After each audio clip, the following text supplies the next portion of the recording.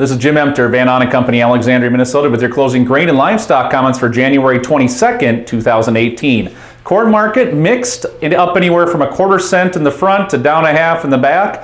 Corn market tried to get up overnight, tried to get over this 54 mark, 354, and just couldn't quite get the close, and we kind of settled back down, still struggling to go anywhere for the corn. Bean market up 7 cents. That was really the story when you look to the overall tone of beans. Argentine weather, the focal point here in the meal market, really the clear-cut leader as we got 10 inches of rain in the northern parts of Brazil over the weekend. Southern areas did not get much, and we're forecasted to maybe trend a little drier for those areas, and that has the bean market a little bit on edge. Chicago wheat market up 3 cents, Minneapolis down anywhere from 1 to 1.5, and Kansas City up 1 cent.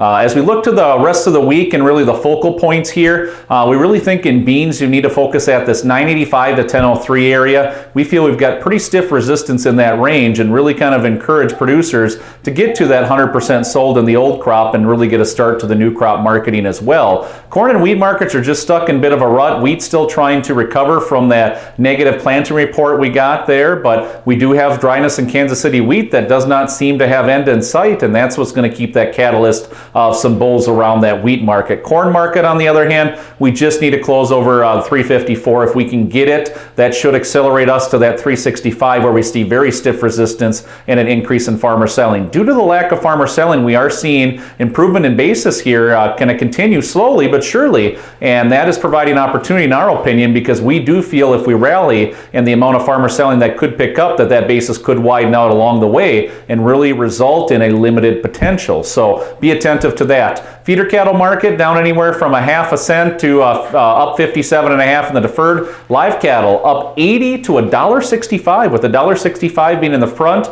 purely indicative of a cash market that showing strong undertones, and we hope that that can kind of continue. Live cattle looking for a February-March seasonal. I'd look for the nearby prices to target upwards of that 125 to 127 off the April, and deferred prices into that 117 to 120 mark, and that we feel that should trigger some sales. Feeder cattle season a little bit later in the year, but if we would be fortunate enough to get up to that 155, that's an area of interest for us. Hog market down 27.5 to 37.5, really just kind of tug back and forth for much of the day. The hog market, we continue to feel is stuck in a rut here. Heavy weights versus good export demand is the tug of war right now, with no victors in sight. This has been Jim Emter, Van Ahn Company, Alexandria, Minnesota. Trading in futures and options involves risk of loss and is not suitable for all producers. Past performance is not indicative of future results. This is a solicitation.